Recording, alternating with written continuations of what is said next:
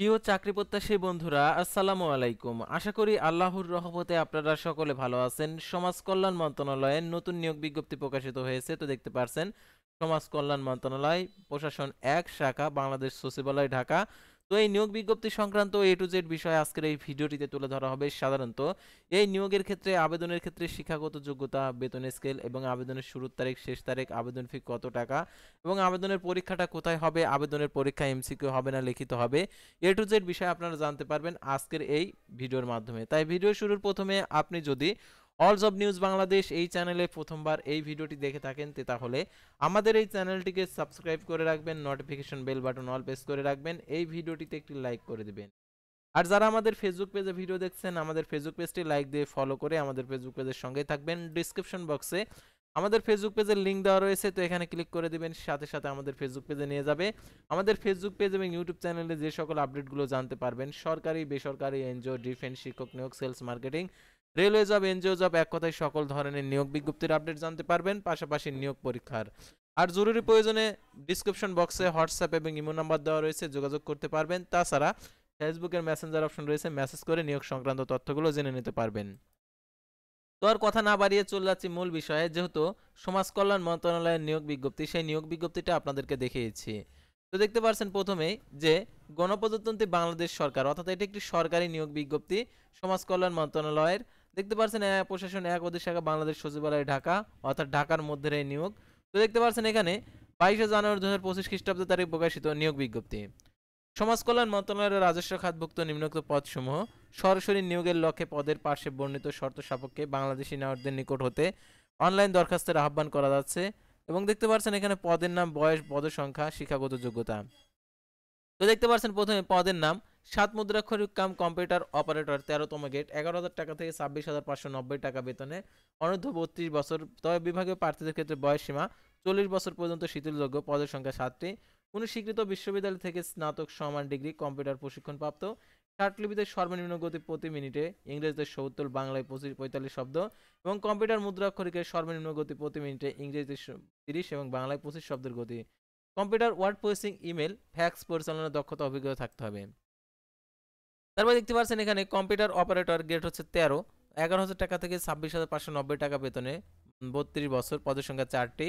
কোনো স্বীকৃত বিশ্ববিদ্যালয় হতে বিজ্ঞান বিভাগে স্নাতক সমান ডিগ্রি, কম্পিউটার মুদ্রাক্ষরিকে প্রতি মিনিটে বাংলায় ২৫ এবং ইংরেজিতে ৩০ শব্দের গতি সহ স্ট্যান্ডার্ড অ্যাপটি টেস্ট উত্তীর্ণ হতে হবে। তারপর দেখতে পাচ্ছেন অফিস সহকারী কাম কম্পিউটার মুদ্রাক্ষরিক, ১৬তম গেট, ৯,৩০০ টাকা থেকে ২২,৪৯০ টাকা বেতনে, অনূর্ধ্ব ৩২ বছর। তবে বিভাগীয় প্রার্থীদের ক্ষেত্রে ৪০ বছর পর্যন্ত শিথিলযোগ্য। পদের সংখ্যা ২টি। কোনো স্বীকৃত বোর্ড হইতে উচ্চ মাধ্যমিক সার্টিফিকেট সমান পরীক্ষা উত্তীর্ণ, কম্পিউটার প্রশিক্ষণপ্রাপ্ত। কম্পিউটার মুদ্রাক্ষরিকের সর্বনিম্ন গতি প্রতি মিনিটে ইংরেজিতে ২০, বাংলায় ২০ শব্দের গতি। ওয়ার্ড প্রসেসিং, ইমেল, ফ্যাক্স পরিচালনার দক্ষতা, অভিজ্ঞতা থাকতে হবে। তারপর দেখতে পাচ্ছেন অফিস সহায়ক, গেট হচ্ছে দেখতে পাচ্ছেন এখানে ২০, ৮,২৫০ টাকা থেকে ২০,০১০ টাকা, ১৮ থেকে ৩২ বছর। পদের সংখ্যা ৪টি। কোনো স্বীকৃত বোর্ড হতে মাধ্যমিক স্কুল সমমান পরীক্ষায় উত্তীর্ণ। তারপর দেখতে পাচ্ছেন এখানে যারা এই নিয়োগের আবেদন করতে যাচ্ছেন, তো ৪ ক্যাটাগরির পোস্ট রয়েছে। তো ৪ ক্যাটাগরির পোস্টের আপনি কোনটাতে আবেদন করবেন সেই আবেদন সংক্রান্ত আরও যে সকল শর্তাবলী রয়েছে সেই শর্তাবলীগুলো আপনাদেরকে দেখিয়েছি।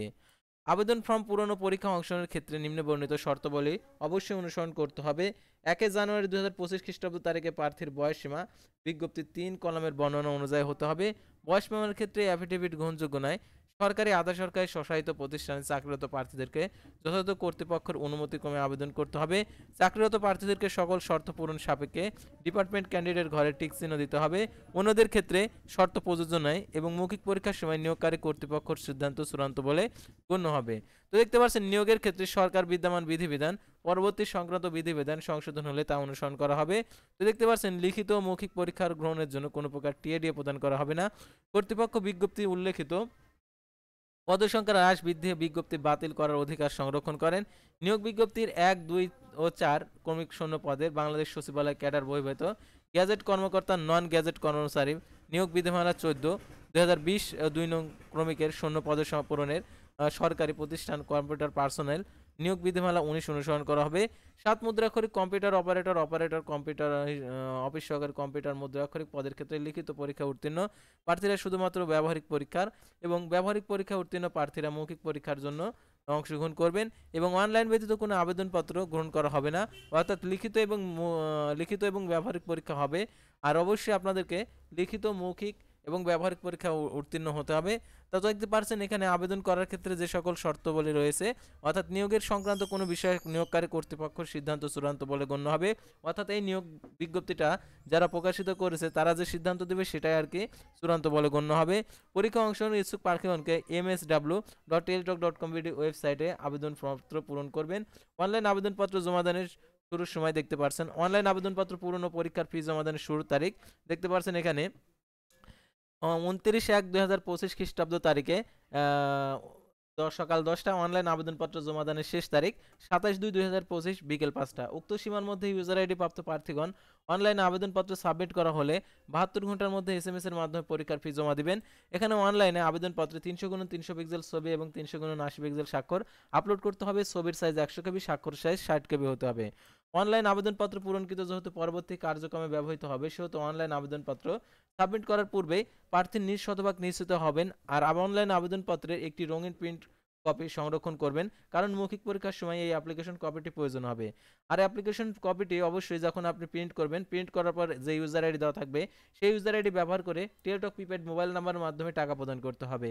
এখন আপনার যে আবেদন ফর্মটা আপনি আবেদন করেছেন, আবেদন করার পর দেখতেছেন আপনাদের আবেদন ফর্মে ভুল হয়েছে, তাহলে কি করবেন? টাকা না প্রদান করে আপনি আবার পুনরায় নতুন করে আবেদন ফর্মটা সংরক্ষণ করবেন, অর্থাৎ আবেদন করবেন নতুন করে। যদি আপনি আবেদন ফর্মটা পূরণ করে যদি ভুল হয়ে গেছে, আপনি টাকা পেড করে ফেলছেন, তাহলে পরবর্তীতে কিন্তু সেই সুযোগ থাকবে না নতুন করে আবেদন করার। সেহেতু আবেদন করার পূর্বেই আপনারা আর কি টাকা প্রদান করার পূর্বেই দেখে নেবেন আর কি অ্যাপ্লিকেশন কপিটির সকল তথ্যগুলো ঠিকঠাকভাবে আছে কিনা। যদি ঠিকঠাকভাবে থেকে থাকে ছবি, স্বাক্ষর, তাহলে আপনি টাকা প্রদান করবেন। তো টেলিটক প্রিপেড মোবাইল নাম্বারের মাধ্যমে কয় টাকা প্রদান করতে হবে সেটা আপনাদেরকে দেখিয়ে দিচ্ছি। তো 1 থেকে 3 নং ক্রমিক নং পদের জন্য 100 টাকা, টেলিটক সার্ভিস চার্জ সহ 112 টাকা। 4 নং ক্রমিক নং পদের জন্য পরীক্ষার ফি বাবদ 50 টাকা, টেলিটক সার্ভিস চার্জ 6 টাকা সহ 56 টাকা এখানে প্রদান করতে হবে। আর ক্ষুদ্র নিগোষ্ঠী ও শারীরিক প্রতিবন্ধী তৃতীয় লিঙ্গ প্রার্থীদের ক্ষেত্রে 50 টাকা, টেলিটক সার্ভিস চার্জ 6 টাকা সহ 56 টাকা উভয় পদের জন্য জমা দিতে হবে। অনলাইন আবেদনপত্রের কোনো অংশ পূরণ যদি সঠিকভাবে না করে থাকেন তাহলে অবশ্যই সঠিকভাবে পূরণ করে আবার পুনরায় অ্যাপ্লিকেশন কপিটি ডাউনলোড পূর্বক আপনারা এই টাকাটি প্রদান করে দিবেন।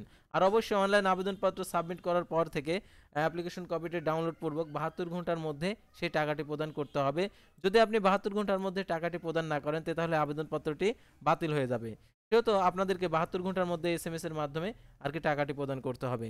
তো এখন কিভাবে টাকা প্রদান করবেন সেই পদ্ধতিটা এখানে দেওয়া রয়েছে। তো এই পদ্ধতিটা অনুসরণপূর্বক আপনারা টাকাটি প্রদান করবেন। তো দেখতে পাচ্ছেন প্রথম SMS, দ্বিতীয় SMS। তো দেখতে পাচ্ছেন সমাজ কল্যাণ মন্ত্রণালয়ের নিয়োগ বিজ্ঞপ্তি।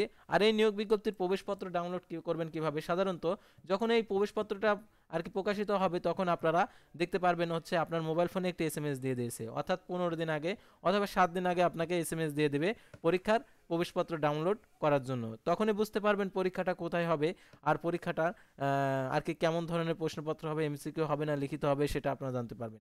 কিন্তু বিজ্ঞপ্তিতে বলেই দিয়েছে লিখিত এবং মৌখিক পরীক্ষা, ব্যবহারিক পরীক্ষা অনুষ্ঠিত হবে।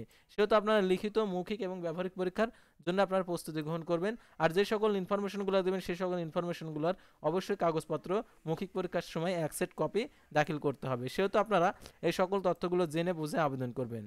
তো ভিউয়ার্স, আজকের ভিডিওটি ছিল সাধারণত সমাজ কল্যাণ মন্ত্রণালয়ের নিয়োগ বিজ্ঞপ্তি নিয়ে। তো পরবর্তী ভিডিওতে আবারও কোনো নতুন জব সার্কুলার নিয়ে আপনাদের সামনে হাজির হব। সে পর্যন্ত সবাই ভালো থাকবেন, সুস্থ থাকবেন। আর অবশ্যই আমাদের ফেসবুক পেজটি লাইক দিয়ে ফলো করে আমাদের ইউটিউব চ্যানেলটি সাবস্ক্রাইব করে পাশেই থাকবেন। আল্লাহ।